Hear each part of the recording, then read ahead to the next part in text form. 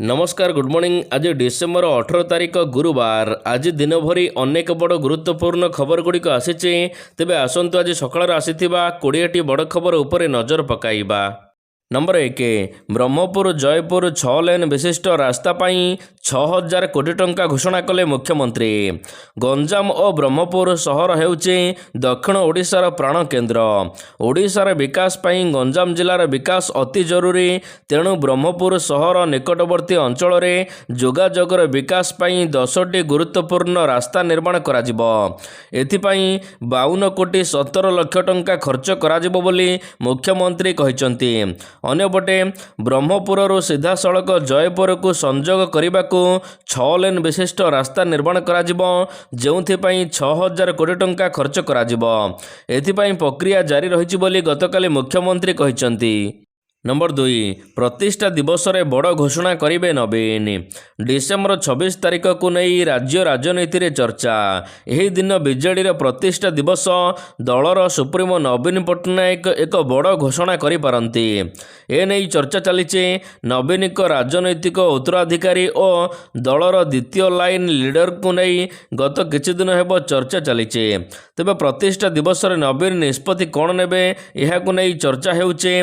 विभिन्न समय रे एबे नवीन निवास रे वरिष्ठ नेता मानकु नहीं बैठक मध्य बसुथिबा नजर आसुची। मन कहूछि किछि नुआ करिबा पई हेले पाखरे संबळ नाही।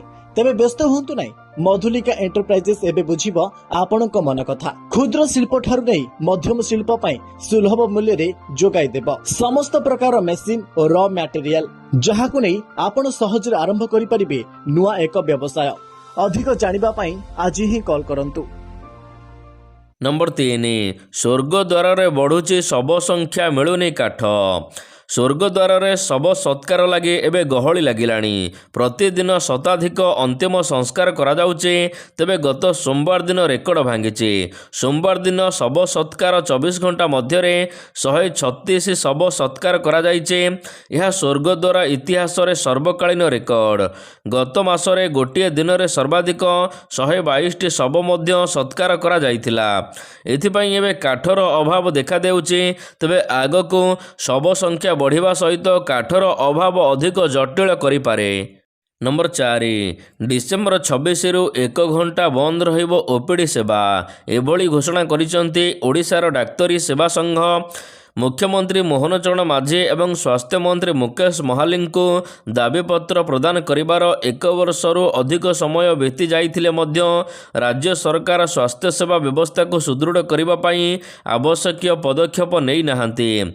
जहा फल रे ओडिशा डाक्तरी सेवा संघ बा OMSA र सदस्य माने डिसेम्बर 26 तारिख रु प्रतिदिन गोटिए घंटा लेखा बाह्य रोगी विभाग बा ओपीडी सेवा बंद रखिबा को निष्पत्ति नैचंती। नंबर 5 एणिकी गूगल रे ओडिया रे देई हेबो वॉइस कमांड। एणिकी आपण माने गूगल रे ओडिया रे देई परिबे वॉइस कमांड। ए नै सूचना देइचंती मंत्री मुकेश महालिंग। सेप्टेम्बर 19 एवं 20 दुई दिन धरी भुवनेश्वर रे हेबो एआई सम्मेलनी। एआई क्षेत्र रे भारत एवं अग्रणी देश हेबाकु जाउचे। डिजिटल इंडिया क्षेत्र रे प्रधानमंत्री निरंतर प्रयास जारी रखिचंती। मुख्यमंत्री नेतृत्व रे ओडिशा आगको बढ़ुचे। यही सम्मेलनी जातीय एवं अंतर्जातीय प्रतिनिधि माने जोग देबे। 3 सूत्र एवं 6 चक्र को नहीं आलोचना कराजिबो। नंबर 6 राशन कार्ड को नहीं आसिला बड़ खबर। जोगाण मंत्री कृष्णचंद्र पात्रंक बड़ घोषणा। नुआ वर्षरू आउ 15 लाख राशन कार्ड बंटा जिवो। केही भी गरीब रहिबे नाही राशन कार्ड बिना। मंत्री कहिसंती राज्य सरकार पाखरे राशन कार्ड अभाव नाही। ए जाए राज्य रे 6,29,000 राशन कार्ड बंटा सरीचे। आहुरी 15 लाख राशन कार्ड आम पाखरे अच्छे। प्राय 15,33,000 आवेदन आसीचे। सेति मध्यरु अयोग्य को बाद देई समस्त योग्य राशन कार्ड धारी को राशन कार्ड बंटा जिवो। पूर्वरु KYC कराई न पारि हिताधिकारी माने डिसेम्बर 31 तारिख सुधा निकटस्थ खाउटी सुलभ मूल्य दुकान बा राशन कार्ड परिचालना केन्द्र को जाई आधार युक्त करि परिबे KYC। ନମ୍ବର 7 ଧାନର ଇନପୁଟ୍ ସବସିଡି କମାଇ ଦେଲେ ସରକାର। ବରଗଡ଼ ଜିଲ୍ଲାରେ ଖରିଫ ଧାନ ସଂଗ୍ରହ ପ୍ରକ୍ରିୟା ଚାଲିଛି। ଆଉ 2 ଦିନ ପରେ ଜିଲ୍ଲାରେ ଧାନ ସଂଗ୍ରହ ପ୍ରକ୍ରିୟା 3 ସପ୍ତାହ ପୂରିବ। ଅଥଚ ଏପର୍ଯ୍ୟନ୍ତ ଧାନ କିଣା ବିକାରେ ସ୍ୱାଭାବିକ ହୋଇପାରିନି ଜିଲ୍ଲାର ମଣ୍ଡିକୁ ବିକ୍ରି ପାଇଁ ଯେଉଁ ହାରରେ ଧାନ ଆସୁଛି ସେହି ଅନୁପାତରେ କିଣାଯାଉ ନଥିବା ଅଭିଯୋଗ ହେଉଛି। ଫଳରେ ମଣ୍ଡିଗୁଡ଼ିକରେ ବିକ୍ରି ଅପେକ୍ଷାରେ ପଡ଼ି ରହୁଛି ଧାନ। ଅନ୍ୟପଟେ ଏଥର କେନ୍ଦ୍ର ସରକାର ଧାନ କ୍ୱିଣ୍ଟାଲ ପ୍ରତି 69 ଟଙ୍କା ବୃଦ୍ଧି କରିଥିବାରୁ ଚାଷୀମାନେ ଖୁସି ପ୍ରକାଶ କରିଥିଲେ। ମାତ୍ର ରାଜ୍ୟ ସରକାର ଧାନ କ୍ୱିଣ୍ଟାଲ ବାବଦକୁ ଦେଉଥିବା ଇନପୁଟ୍ ଆସିଷ୍ଟାଣ୍ଟ 69 ଟଙ୍କା ହ୍ରାସ କରି ଦେଇଛନ୍ତି। ପୂର୍ବରୁ ଚାଷୀମାନଙ୍କୁ କ୍ୱିଣ୍ଟାଲ ପିଛା 800 ଟଙ୍କା ଇନପୁଟ୍ ସବସିଡି ଦିଆଯାଉଥିବା ବେଳେ ଏ ବାବଦକୁ ଏବେ ରାଜ୍ୟ ସରକାର 731 ଟଙ୍କା ପ୍ରଦାନ କରୁଛନ୍ତି, ଯାହାକୁ ନେଇ ଚାଷୀ ଏବେ ଅସନ୍ତୋଷ ଦେଖାଇଛନ୍ତି। ନମ୍ବର 8 କିଏ ହେବ ପରବର୍ତ୍ତୀ ମୁଖ୍ୟ ଶାସନ ସଚିବ? ରାଜ୍ୟର ପରବର୍ତ୍ତୀ ମୁଖ୍ୟ ଶାସନ ସଚିବ କିଏ ହେବ? ଜାନୁଆରୀ 1ରୁ କିଏ ଧରିବ ରାଜ୍ୟ ପ୍ରଶାସନର ମଙ୍ଗ? ମନୋଜ ଆହୁଜାଙ୍କ କାର୍ଯ୍ୟକାଳ ପୁଣି ବଢ଼ିବ ନା ନୂଆ କେହି ଏହି ପଦବୀରେ ବସିବେ? ପୁଣି ଓଡ଼ିଆ ଅଣଓଡ଼ିଆ ପ୍ରସଙ୍ଗକୁ ନେଇ ଚାଲିଛି ରାଜ୍ୟ ରାଜନୀତିରେ ଚର୍ଚ୍ଚା। ରାଜ୍ୟ ପ୍ରଶାସନର ସର୍ବୋଚ୍ଚ ପଦବୀ ପାଇଁ ଏମିତି ପ୍ରଶ୍ନବାଚୀ ଏବେ କ୍ଷମତା କରିଡରରେ ଚର୍ଚ୍ଚା ସୃଷ୍ଟି କରିଛି। ମୁଖ୍ୟ ଶାସନ ସଚିବ ମନୋଜ ଆହୁଜାଙ୍କ କାର୍ଯ୍ୟକାଳ ଡିସେମ୍ବର 31 ତାରିଖରେ ଶେଷ ହେବାକୁ ଯାଉଛି। ପୁଣି ପରବର୍ତ୍ତୀ ମୁଖ୍ୟ ଶାସନ ସଚିବଙ୍କୁ ନେଇ ଚର୍ଚ୍ଚା ଆଉ ଲବି ଆରମ୍ଭ ହୋଇଛି। ନମ୍ବର 9 ନବୀନ ନିବାସରେ ହେଲା ନୂଆପଡ଼ାର ପୋଷ୍ଟମର୍ଟମ। ନୂଆପଡ଼ା ଉପନିର୍ବାଚନରେ ବିଜୁ ଜନତା ଦଳର ପରାଜୟ ପରେ ଗତକାଲି ଦଳୀୟ ସୁପ୍ରିମୋ ନବୀନ ପଟ୍ଟନାୟକ ଏକ ବଡ଼ ଧରଣର ସମୀକ୍ଷା କରିଛନ୍ତି। ନବୀନ ନିବାସରେ ଆୟୋଜିତ ଏହି ଗୁରୁତ୍ୱପୂର୍ଣ୍ଣ ଆଲୋଚନାରେ ନୂଆପଡ଼ା ଜିଲ୍ଲା ସଭାପତି, ଏହା ସହିତ ପରାଜିତ ପ୍ରାର୍ଥୀ ସ୍ନେହାଙ୍ଗିନୀ ଛୁରିଆ ଏବଂ ବରିଷ୍ଠ ନେତୃବୃନ୍ଦଙ୍କୁ ନେଇ ସମୀକ୍ଷା ବୈଠକ କରାଯାଇଥିଲା। ଏହି ଅବସରରେ ନବୀନ କହିଛନ୍ତି ସାହସର ସହିତ କାମ କରିବାକୁ। ସେ କହିଛନ୍ତି ବର୍ତ୍ତମାନର ପରାଜୟକୁ ଭୟ ନକରି ସଂଗଠନକୁ ଅଧିକ ସୁଦୃଢ଼ କରିବା ଆବଶ୍ୟକ। ସରକାରଙ୍କ ବିରୋଧରେ ତୃଣମୂଳ ସ୍ତରରୁ ଲଢ଼େଇ ଜାରି ରଖିବାକୁ ସେ ଆହ୍ୱାନ ଦେଇଛନ୍ତି। ନମ୍ବର 10 ଧଉଳିରେ ଗଣଦୁଷ୍କର୍ମ ଘଟଣା, ବୟଫ୍ରେଣ୍ଡଙ୍କ ସାଂଘାତିକ ଖୁଲାସା। ଧଉଳି ଗଣଦୁଷ୍କର୍ମ ଘଟଣା ସାରା ରାଜ୍ୟରେ ଚାଞ୍ଚଲ୍ୟ ଖେଳାଇ ଦେଇଛି। ପୀଡ଼ିତଙ୍କ ପୁରୁଷ ବନ୍ଧୁ କହିଛନ୍ତି ଧଉଳି ବୁଲାବୁଲି କରି ଫେରିବା ସମୟରେ ବାଙ୍କୁଆଳ ନଦୀବନ୍ଧରେ ଦୁର୍ବୃତ୍ତମାନେ ଅଟକାଇଥିଲେ। କେମିତି ତାଙ୍କୁ ମାରପିଟ କରିବା ସହିତ ନଈ ପଠାକୁ ଟାଣି ନେଇ ଅମାନବୀୟ କାଣ୍ଡ ଭିଆଇଥିଲେ, ଏ ନେଇ ଗୋଟି ଗୋଟି ପୁରୁଷ ବନ୍ଧୁ କହିଛନ୍ତି। ସେପଟେ ରେଡ୍ ଫ୍ଲାଗ ଅନ୍ତର୍ଭୁକ୍ତ ହୋଇଛି ଧଉଳି ଗଣଦୁଷ୍କର୍ମ ଘଟଣା ମାମଲାର ଷ୍ଟାଣ୍ଡାର୍ଡ ରିପୋର୍ଟ ଡିଜିପିଙ୍କୁ ଜଣାଇବାକୁ କ୍ରାଇମବ୍ରାଞ୍ଚ ଏଡିଜି ମାମଲାକୁ ରେଡ୍ ଫ୍ଲାଗ ଅନ୍ତର୍ଭୁକ୍ତ କରିଛନ୍ତି କ୍ରାଇମବ୍ରାଞ୍ଚ। ନମ୍ବର 11 ଛାତ୍ରଙ୍କୁ ହତ୍ୟା କରିଛନ୍ତି କିସ୍ କର୍ତ୍ତୃପକ୍ଷ, କହିଲା ପୋଲିସ। କିସ୍ରେ ଛାତ୍ର ହତ୍ୟାକୁ ନେଇ ସ୍ପଷ୍ଟ କରିଛି ପୋଲିସ କମିଶନର। ଏନେଇ ପ୍ରେସ୍ ମିଟ୍ରେ ସ୍ପଷ୍ଟ କରିଛନ୍ତି ପୋଲିସ କମିଶନର ଏସ୍ ଦେବଦତ୍ତ ସିଂ। ତେବେ ସୂଚନା ଅନୁସାରେ କିସ୍ରେ ଛାତ୍ରଙ୍କୁ ତଣ୍ଟି ଚିପି ମରାଯାଇଛି। ପୋଷ୍ଟମର୍ଟମ ରିପୋର୍ଟରେ ଚାପି ହୋଇ ବେକରେ ହତ୍ୟା କରାଯାଇଛି ବୋଲି ପ୍ରମାଣ ମିଳିଛି। କିସ୍ କର୍ତ୍ତୃପକ୍ଷ ହୃଦଘାତରେ ମୃତ୍ୟୁ ହୋଇଛି ବୋଲି ମିଛ କହି ମୃତଦେହ ଦେଇଥିଲେ। ଏନେଇ ମଧ୍ୟ ସ୍ଥାନୀୟ ପୋଲିସକୁ କିସ୍ କର୍ତ୍ତୃପକ୍ଷ ଅବଗତ କରିନଥିଲେ। ଅବହେଳା ପାଇଁ କିସ୍ର 8 ଜଣଙ୍କୁ ଗିରଫ କରି କୋର୍ଟ ଚାଲାଣ କରାଯାଇଛି। ଜଣେ ଅତିରିକ୍ତ ସିଓ ଏହା ସହିତ ଟିଜିଟି ସରକାରୀ ଶିକ୍ଷକ ଗିରଫ ହୋଇଛନ୍ତି। କେନ୍ଦୁଝର ଟାଉନ ଥାନାରେ ଏନେଇ 0 ଏଫଆଇଆର ହୋଇଛି। ଏହାପରେ ମାମଲା ସ୍ଥାନୀୟ ଥାନାକୁ ଆସିବା ପରେ ତଦନ୍ତ କରିଛି କମିଶନରେଟ୍ ପୋଲିସ। ନମ୍ବର 12 ମୁଖ୍ୟମନ୍ତ୍ରୀଙ୍କ ଦିଲ୍ଲୀ ବାସଭବନକୁ ନେଇ ବିଜେଡିର ଟାର୍ଗେଟ। ମୁଖ୍ୟମନ୍ତ୍ରୀଙ୍କ ଦିଲ୍ଲୀ ବାସଭବନକୁ ନେଇ ପୁଣି ପ୍ରଶ୍ନ ଉଠାଇଲା ବିଜେଡି। ସାମ୍ବାଦିକ ସମ୍ମିଳନୀରେ ଦଳର ମୁଖପାତ୍ର ଲେଲିନ ମହାନ୍ତି କହିଛନ୍ତି ସ୍ୱାଧୀନତା ପରଠାରୁ ଓଡ଼ିଶାର କୌଣସି ମୁଖ୍ୟମନ୍ତ୍ରୀ ଏଭଳି ବାସଭବନ ନେଇ ନାହାନ୍ତି। କିନ୍ତୁ ବର୍ତ୍ତମାନର ମୁଖ୍ୟମନ୍ତ୍ରୀ କାହିଁକି ଏଭଳି ବାସଭବନ ନେଇଛନ୍ତି, ଯାହାର ଅର୍ଥ ଓଡ଼ିଶା ଅବହେଳିତ ହେଉଛି, ଯାହାଦ୍ୱାରା ଓଡ଼ିଶାର କ୍ଷତି ହେବ। ପୂର୍ବରୁ ପ୍ରେସମିଟ୍ କରି ବିଜେଡି ପକ୍ଷରୁ ଏନେଇ ପ୍ରଶ୍ନ କରାଯାଇଥିଲା, କିନ୍ତୁ ତାର ଉତ୍ତର ମିଳିଲା ନାହିଁ। ଗତ 24 ବର୍ଷ ଧରି ନବୀନ ପଟ୍ଟନାୟକ ମୁଖ୍ୟମନ୍ତ୍ରୀ ରହିଥିଲେ। ସେ ଦିଲ୍ଲୀ ଗଲେ ତାଙ୍କୁ କେବଳ ଗୋଟେ ଘର ଦରକାର ପଡ଼ୁନଥିଲା। ନମ୍ବର 13 ପିଲାଙ୍କୁ ପ୍ରତିଭା ଅନୁସାରେ ପଢ଼ିବାକୁ ଦିଆଯାଉ ସୁଯୋଗ, କହିଲେ ମୁଖ୍ୟମନ୍ତ୍ରୀ।